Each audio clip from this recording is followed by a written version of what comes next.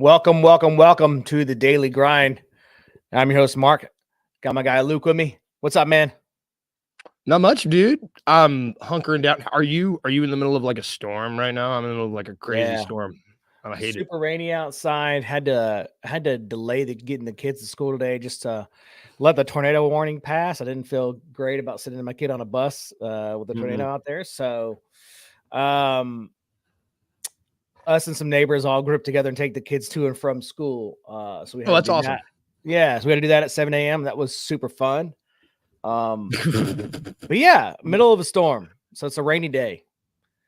Kind of like the Grizzlies are in the middle of a storm. Segue. Boom. I was just about to say that. Damn it. I'm Luke. sorry. I'm so sorry. I'm so sorry. I thought the same thing you thought. I was like, actually, I was going to be more like, the weather is shit, kind of like the Grizzlies. That's better. That's better. Yours was definitely better. They're definitely weathering a storm. That's good. I'm going to cut that news up for social. Just the segue. Not won't include in the rest of this talk. Just a segue. Yeah, that's it.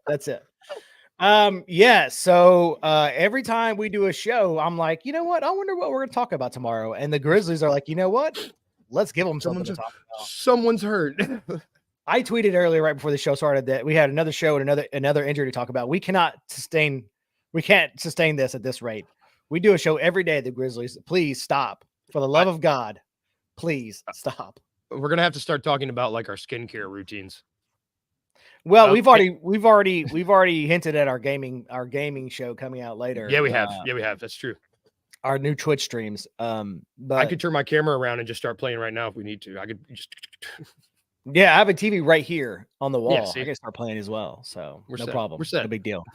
And then my sim racing setup is right here over here to my left. Yeah, big racer as well. So I have another PC over there to just do that. Yeah, so we can do that instead of talking about Grizzlies. If that's what people want, that's what they want. I don't know. We can change. We can change from the daily grind. Well, it could still be the daily grind, just grinding on video games. Video games. All right. Yeah. So I tweeted right before the show that we have another injury to talk about, which we do. And again, this will be the third show in a row I've said if you're living under a rock. But if you're living under a rock or you just tuning in, you're a casual fan, don't know anything about the Grizzlies. This guy named Marcus Smart got injured. We talked about his broke ass finger the other day, and it is for real broke. Ruptured as fuck. Sorry, it is. Let me read it because I don't. It is a rupture of the proximal interphalangeal joint central slip, which sounds fake, and I don't even know what that is. So inter means inter. Phalangeal is finger. That's your finger. Right? Yeah, that's your finger. Rupture means it doesn't sound good. Proximal is the outside. Proximal is the outside. Yeah. Rupture is an explosion of some sort. Yeah, like a nasty explosion. So the proximal interphalangeal joint would be like this outside of your finger or something. That's what I'm thinking. Like that joint. And it's not all together anymore. Yeah, and I guess it just popped. Look at us live trying to live diagnose a medical update with no medical knowledge at all. I'm not a doctor, but I've almost played one in a show once. Almost. Look, that's the best content you're going to get all season is Luke and I trying to diagnose what this means with no medical education whatsoever. So you're welcome. You're welcome. What does this mean for the Grizzlies? I would say not a lot from my perspective. I mean, they were already probably going to be not great. Obviously we've seen them try to continue to compete with the last game with Smart in it, where he broke the finger or he ruptured his proximal interphalangeal joint. And so, I don't think it changes that much. I think that they are still going to be bad. I mean, it's just, I just cannot believe the amount of injuries they've had this year. It is insane when you think about it. And someone posted a collage of all of our players in hospital gowns yesterday on Twitter, and I was just like, man, that's not good. When half your roster has a photo with a hospital gown, like that's not great. Doing one of these, yeah. Like you don't. I don't know. I mean, what are your thoughts on what it means for the Grizzlies? This Marcus Smart injury. I mean, it means more Vince Williams time, I guess. That's the first I was like, I was like, well, okay. It's, at this point, we just have to laugh. You know, you laugh until you cry because there's just so many. There's so many. There's a different one every day now, it seems, and they're all just silly. Like, Yeah. Job shares something while practicing, and it's like, what? And it's whatever, an outside joint rupturing. It's like, what? Like Mhm. like a deep bone bruise for Kennard. It's like, when? They're just all just at this point, I'm half expecting them to say, like, Jaren's prosthetic arm broke off, so he's gonna miss 7 weeks. Something just weird that isn't real. You know, that's where it feels like we're Alice in Wonderland at this point with all this shit. Yeah, I mean, in our rundown says he'll be out 6 weeks, but he'll be reevaluated in 6 weeks. So Yeah. this is likely he's out for this season, I would assume. Yep. If he does come back, it would be like a very end of the season, maybe play a few games and then sit down for the rest of the season. So I don't expect to see Marcus Smart again the rest of this season. He will be reevaluated in 6 weeks, and then as the PR team said that, then they'll have further updates. So again, if you expect Marcus Smart to come back in 6 weeks, that would be end of February, roughly end of February. I don't expect him to come back at the end of February. Maybe it's in mid-March. I don't know. But yeah, so I wouldn't expect him to come back. I mean, this feels like we can just push him off to the end of the season kind of thing for me. And then speaking of our injury report, it looks like a book right now. And we get more into it when we get into this next segment. We'll preview the Clippers game, but it looks like a novel. And poor Grizzlies PR, the staff over there having to do that every game. They take so much hate right now on social, and I'm like, they're just reporting stuff. So they're doing their jobs. They're doing their jobs. So lay off the PR department. But yeah, again, I don't know how much there is to say about this in terms of the Smart injury. I don't know what else. I don't know, honestly. I don't know what else to say. It sucks. It's weird. Like, it just happened whenever I think he said Luka was like swiping down and Luka was swiping past and swiped through his hand. And so it's just how weird strong thing. is Luka? Exactly. Right. I mean, it's just a weird thing. There's obviously in the guy I think we were all concerned with their injury issues was always Jaren. And my guy's playing like crazy. So like poor Jaren and Dez. Yeah. It's I don't know, man. It is a season where, you just hope for the best and try to get some, kind of like we talked about the other day, try to get some minutes for younger guys, try to see some more Vince Williams minutes.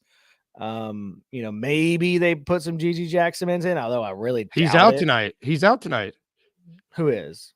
Gigi and Jake are both out for 2-way transfers. Oh, well. Like what? Like, who are we playing? Who is going to be? Yeah, I mean, I don't think that Gigi's going to get real time with the club anyway. I know a lot of people are clamoring to see Gigi Jackson from the. I just don't think they'll see it unless the only way I think we see Gigi Jackson is if they go on, they lose 7 of the next 10 games or 8 of the next 10 games, and they're really far behind it. And then maybe you start to see some stuff. You start to rest Jaren and Dez and some of your other guys, and you really start to lean into that rotation of young guys. But I said it the other day, and I'll say it again, they're not going to do anything other than figure out what they have, what the group they have out there, and then figure it out from that. Like, they're going to go out and play, right? They're not going to go try to lose. They're not going to try to tank. They are going to go out, and we said this at the Dodger, they're going to go out and try to play and do what they can and then see where they're at over the next 2 weeks, I think. Yeah, they're going to stay competitive. And I think you're right. I think once they stop staying competitive is when we might see GG play. Like once it's physically impossible for them to be competitive, I don't know. The Santi thing, do you think that's worse than it is? I mean, he's on the injury report too with that knee contusion. No, I mean, I don't know. I mean, it's tough to tell at this point right now. I mean, with the Grizzlies and the way they announce injuries, it's always so vague, and it always has been for a long time. They don't give you any information. And a lot of times they downplay a lot of things. And then all of a sudden, it's just like that's what happened with Luke Kennard. He had a left knee contusion, or they called it a bone bruise, which is essentially the same thing, it sounds like. But Same thing. and then he was out, it was supposed to be like, it looked like from the outside looking, it looked like a day-to-day situation. And then he's out for 3 weeks. And so you really hope that's not the case for Asante. They need all the bigs they can get, especially after the Bismack. The only thing I'll say about this in terms of just front office stuff is that they're most likely going to be able to qualify for another hardship waiver. So if people don't remember, that's how they got Jalen Noel earlier this season, is that they had so many guys hurt. So the way it works is that it depends on how many guys you have hurt and for how long. But with the amount of guys they have hurt now, they should qualify for hardship waiver. I have not seen whether they actually have or not, but they should qualify for a hardship waiver. And if they do, then they'll be able to add it. It will add another roster spot. So similar to Jalen Noel, they'll have another roster spot available to them, and they can go out and sign someone else. So maybe you might even see Bismack Biyombo return. I would probably guess, though, if they get that hardship waiver, they would use it on a guard, maybe a point guard. That's what I would do, because they need one badly, especially with Ja and Mr. Smart and Ja out. They need a point guard badly, because as much as we love Jacob Gilyard and we're fans of Jacob Gilyard, he's just not big enough. He's just not big enough. So that is something that just to note, that they should get that. I don't know when they will. Hasn't been announced. Haven't seen anything yet, but they should qualify for it. I know they did apply for that disabled player exception today, like the 12.8, I think. Oh, they did. Yeah, I saw that too. But I don't know. I mean, those exceptions are always like, you apply for them always, right? You're stupid if you don't. Right. You always apply for them, so you have it in your kind of tool chest. I still don't expect them to use it. No. However, if they get the hardship waiver and they have an extra roster spot, they can use that disabled player exception to sign someone with that exception. With that spot. So you can do that as well. That doesn't count against the cap. So there is some mechanisms there that would allow you to sign some people that assign someone that wouldn't go get your roster, wouldn't go get your cap. So there's probably some good. I haven't looked at the market. I bet there's some good guards out there. You can find good point guards for the cheap. They're not like bigs where they're a dime a dozen. I feel like you can find a suitable, like a acceptable point guard somewhere. Yeah. I mean, I feel like point guards are usually easy to find, and bigs are easy to find. What's always hard to find is wings, who can shoot. Obviously, everybody's always looking for a wing who can shoot. So, I would think that there's some guards out there you'd be able to sign for the short term. To again, really just need a point guard. You need a Mike Conley. You need a Mike Conley that you can or you need a Jacob Gilyard that's just bigger, that can run the team, that can get you into your sets, get people the ball in the right spots, and not being able to turn it over. Like that's really what you need for this team to function over the next however long until Marcus Smart is back, if he comes back. Yeah. It's like if we could just take Jacob Gilyard and just like stretch him. Just stretch him. Yeah, make him taller. Yeah, make him taller. Let's take a quick break. We're going to talk about the preview the Clippers game happening tonight at FedEx Forum, right? It's in town. Yeah. It's at FedEx Forum. I don't know why I thought it wasn't. The Clippers, the Grizzlies tonight, FedEx Forum. We'll talk about that game tonight. We'll look at the weekend slate coming up after that. So let's take a quick break. We'll be right back. I am highly upset, man. Oh, man. ESPN, you dastardly dogs you. Last week had us feeling good. They picked the Grizzlies to be first in the West with about 48.5 wins. And what a difference a few days makes. What a difference. You put out your list of the top 100 players in the NBA. Desmond Bane jumps in at 61. Jaren Jackson Jr. comes in at number 31. Jaren's top 25 to me, but if you all right, whatever. I think that's a little slight to Jaren. Desmond Bane's is disgusting, in my opinion. But then we get Ja Morant, All-NBA player, two-time All-Star, one of the most dynamic offensively players in the NBA, Ja Morant. That guy was number 35 on their list, Kenny Stubblefield. The same people that said the Grizzlies will be the first team in the West. They're going to get that done with just some regular dudes. Tune in to the Anthony Sane Show, Wednesdays and Fridays at 12 p.m. weekly on the Bluff City Media YouTube channel. Just curious, you kind of talked about the transfers and things like that. How has that changed your mindset from a roster management standpoint? Like, incredible recruiter. All the classes, I think we had 2 back-to-back and 21 and 22 top classes.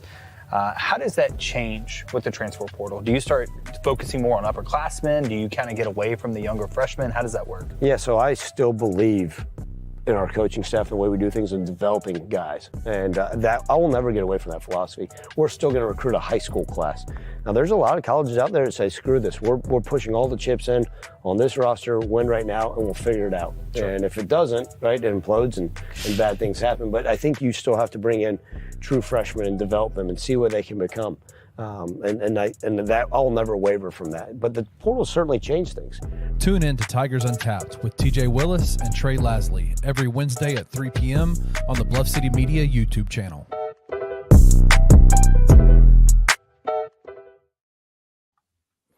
Welcome back to the show, The Daily Grind, right here on Bluff City Media.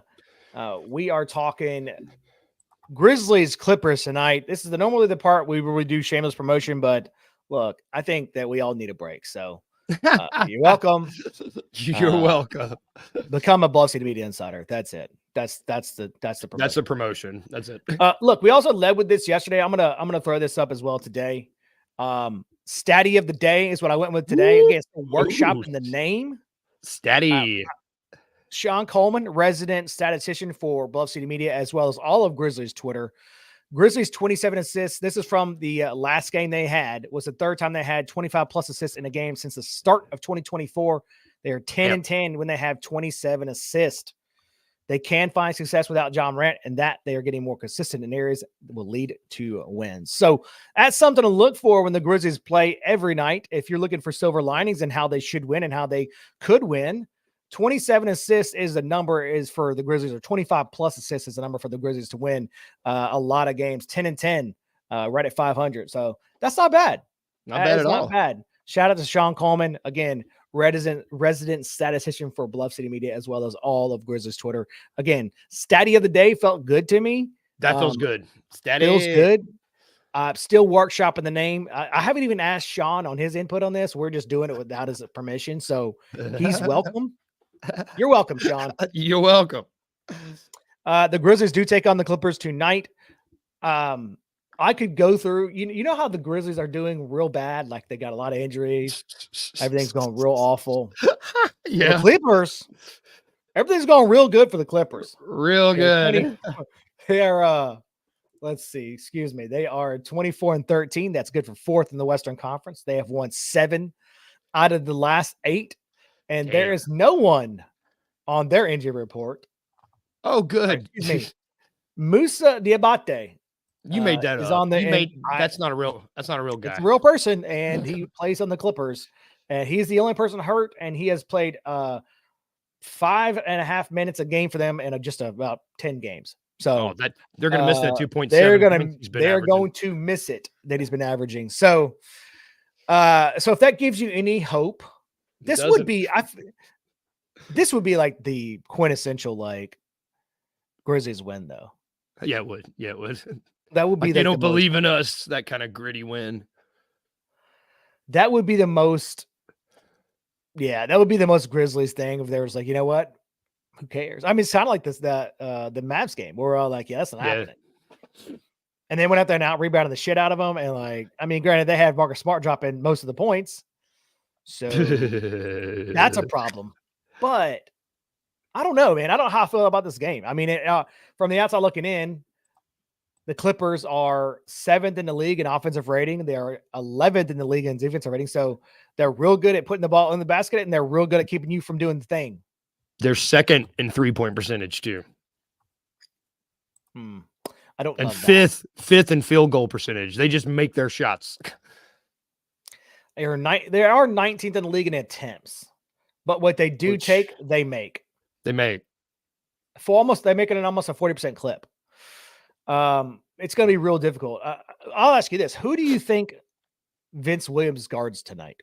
Oh God, You got Kawhi Leonard out there, Paul George, and James Harden.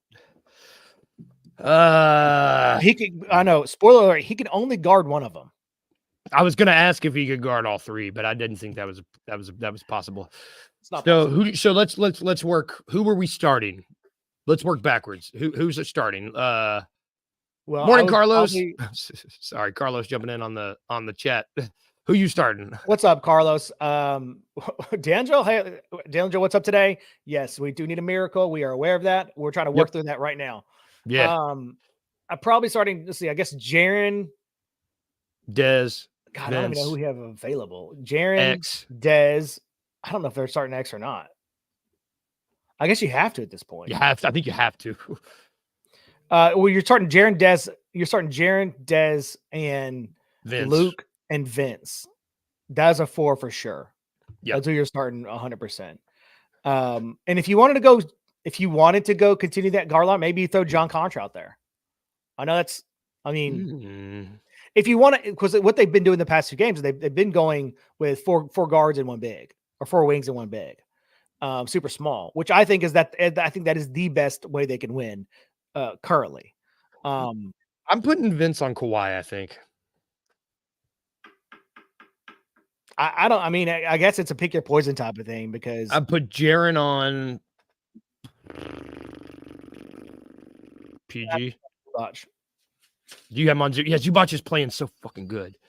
Have him on Zubac, and then you have Dez on. Can Dez do PG? Can Dez guard George? Too small. He'll have to. Yeah. I mean, he'll have to guard James Harden probably. Yeah, that's what I was thinking too. Who guards Paul George? We can't have Kennard on Paul George. Yeah, I don't know. I mean, maybe you do have to start Roddy. Maybe Roddy, start Roddy. You probably do have to start X and put X on Zubac and Jaren on Paul and let Jaren on Paul George. Yeah, that's probably what you got to do. Because they're starting a pretty small lineup too. I mean, it's small in relative terms. I mean, they're starting Terrence Mann, James Harden, Kawhi Leonard, Paul George, and Zubac. Zubac with Westbrook off the bench. So I think you put Dez, you put Vince Williams on Kawhi Leonard, you put Dez on maybe James Harden, X guard Zubac, and you put Kennard on Terrence Mann, something like that maybe. Roddy's going to have a good day. Roddy and Z are both going to have to play really well because they'll both be playing a lot tonight. Again, or if you're or John Conchar. Yeah, if you're really interested in finding out, or if you really want to go like more defensive first, maybe you or Zaire. Maybe you start Zaire. Start Z. They closed with Zaire the other night. They closed with what? They closed with Smart, Dez, X, or Smart, Dez, X and Zaire and Vince. So maybe you start Z, you get a little bit more defense. I mean, yeah, if they're gonna try to do the same thing they've been doing of starting, kind of a smaller lineup with one big, I think they probably do lean into Zaire, Dez, Vince, Luke, and Jaren. Yeah. If they don't, I think they either they put in probably X for Zaire. Maybe that's it. Because Zaire he's still 6'9" and long. Maybe you put him on one of those guys. I think that's probably the way they go.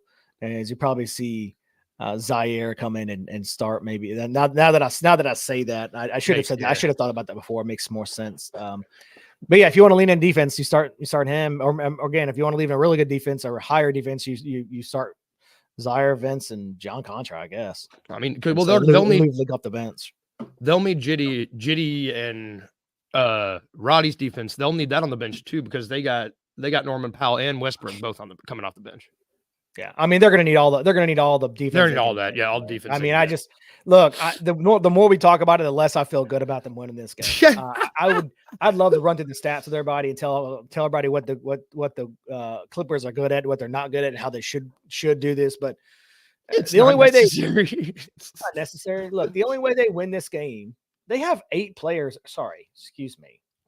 Yeah, they have 8 players playing regular minutes, averaging double digit points, right? 8 or 6, right? I think it's 6. They have 8. They have Terrence Mann's averaging, Daniel Thies, Norman Powell, Zubac, Westbrook. They're all averaging. Westbrook, Norman Powell, James Harden, Kawhi Leonard are all averaging 18 plus. So, Jesus. Oh, this is before last night. That's why. So yeah, I mean, it's not great. Sorry, I think it is 6. You're right. Sorry, but it's not great either way. I'd love to tell you how they should win this game. I just don't know how they do it. I don't know.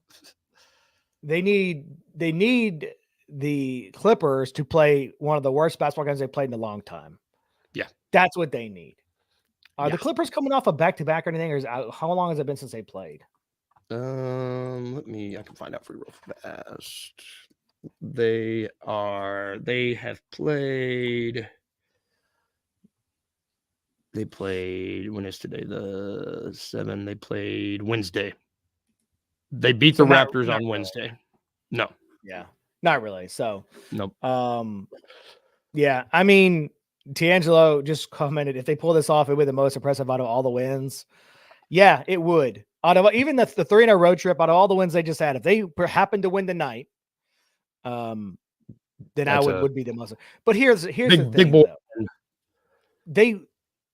If you told me 4 games ago, in the next 4 games ago, 3-1, I would take that all day long. If you play the game, you're playing the Lakers in LA, the Mavs, and the Suns, and the Clippers all in a row. I would take that. If that's what you give me, I'll take it. No problem. And I wouldn't bitch. I wouldn't bitch at all. Zero bitch at all. So, I love that we're trying to stay a positive show, but there's not a whole lot of positive things to talk about here. But they do need. We're trying. They need a lot of defense. Let's take another quick break. We'll be right back. We're going to talk about the next game up on the weekend, which would be the Knicks on Saturday. We'll talk about that matchup, which they actually might have a chance at. Maybe, maybe not. We'll see. Mm-hmm. We'll be right back. Seth Hennigan just still. He doesn't look himself. He just doesn't, in the big moments, he's not making the plays that have to be made. If you look at the raw stats, they're not terrible, but the 2 interceptions. Yeah. And he fumbled twice. They didn't lose those fumbles, but 2 fumbles and 2 interceptions, one of them coming at a terrible time on a 4th down late in the game when Memphis really needed to put points on the board. But I just don't think Seth is playing well enough to elevate this team. Right. I think he's playing well enough for Memphis to be fine, but as far as for them to do something special and to elevate this team, he's just not playing like that. Tune in to On the Bluff with Christian Fowler and Gabe Kuhn every Tuesday at 12 p.m. on the Bluff City Media YouTube channel.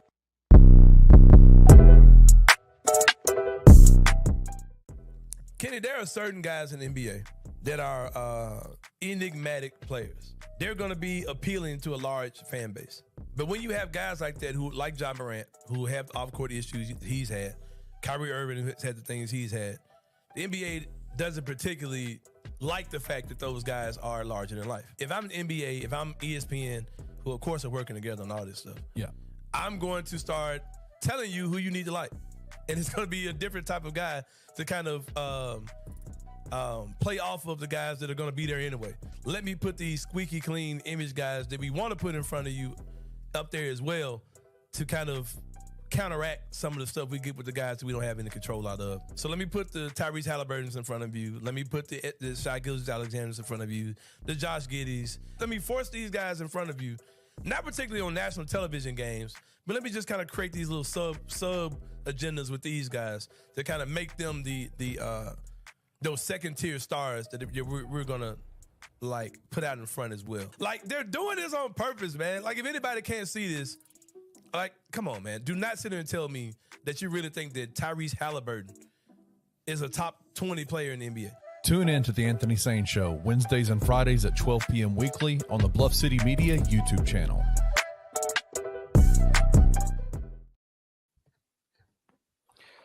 Welcome back to the show, The Daily Grind, right here on Bluff City Media, where we have the Daily Grind every day at 9 a.m. We talk about the Grizzlies every day. And we got lots of other shows for you guys. So make sure you go and check those out, all right, over at Bluff City Media YouTube page. Subscribe so that you don't miss anything. The next game the Grizzlies have a back-to-back at home, which is good. If you're having a back-to-back, that's the best kind of back-to-back to have one where they'll play 2 games or Friday, Saturday, and they'll play one on Monday for Martin Luther 3 and 4. Day, which we will not have a show that day for MLK Day. So just so y'all are aware. So they play the Knicks on Saturday. Then they play who do they play? Warriors. The Warriors on Monday. I would be out of these next 3 games, if you went 2-1, fantastic. If you go 1-2, I'm okay with that. But I think of all the games you should win, I think the Warriors game is the Warriors game you got to win. You got to win that game. The Knicks don't matter really. I mean, they do, but not really. But I think the Warriors is the most winnable game. I also think that the Knicks don't scare me as much as the Clippers do. Like looking at, since they don't have RJ Barrett and Emmanuel Quickly anymore, they've really, they've got OG Anunoby now, but they have really, I think they're still trying to figure that out. They've won 5 of the last 6, but so who would I know? But their biggest scorers are going to be Jalen Brunson, Julius Randle, and OG Anunoby. And I feel confident in Jaren's ability to shut down Julius Randle. I feel confident in Vince Williams' ability to shut down either of OG Anunoby or Jalen Brunson. Yep. And so if you have the problem with, I think, the Clippers is you got their 3 best players are like guards, wings, and we don't really have a whole lot of it's tough for Jaren to do that, right? Tough ask for Jaren. But guarding Julius Randle, I think that's a much easier task for Jaren Jackson. Yeah, and you want to talk about someone who, if he's not playing very well, will let that affect his game. I'm very, very partial to that matchup. The Knicks matchup? About the Jaren Julius matchup. I just think that for sure. If Jaren gets under his skin, man, he'll let it affect his Randall will let it affect his game. I mean, he's the definition of that dude. Will affect his play. He just lets shit. It's easy to let shit affect his game. You can see it. The body language, shitty body language king, and I'm with you. I'm not too worried about that game. Well, who do you think Vince Williams guards in this matchup? That one? Yeah, and the Knicks one. Knicks matchup? I honestly would put him on I'll put him on Anunoby, I think.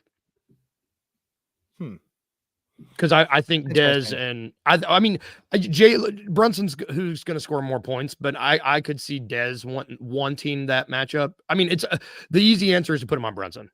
That's the easy answer. But I could see Dez wanting to bite at that apple.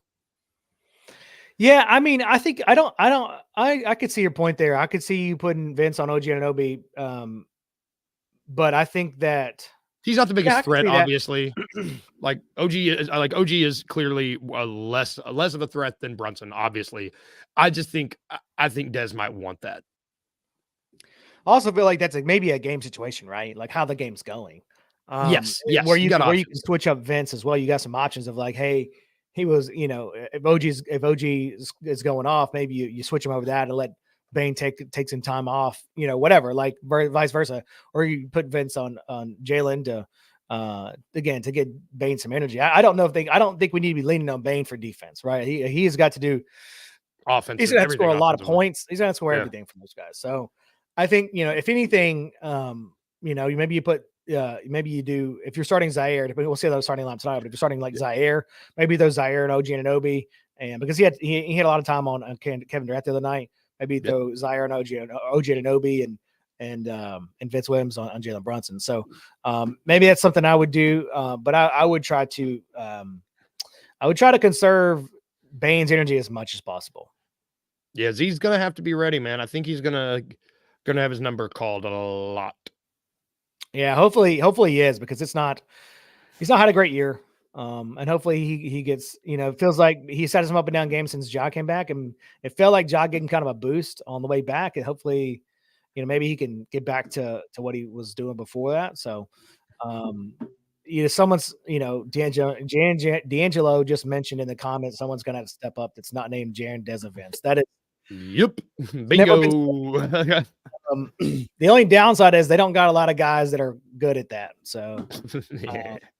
that's the only downside about getting guys to step up and it's either shoot the basketball and score it or play defense well. They don't have a whole lot of guys that fit that bill.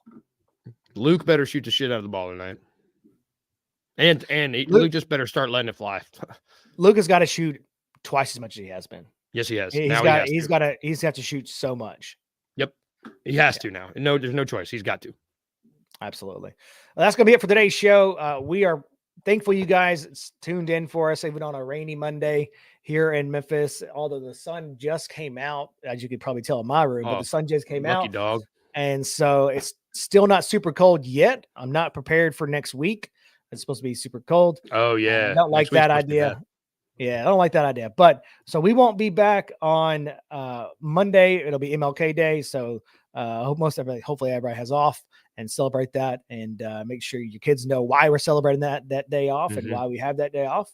And so, we'll be back Tuesday for the show next week. So we appreciate everybody joining us, and we will see you then.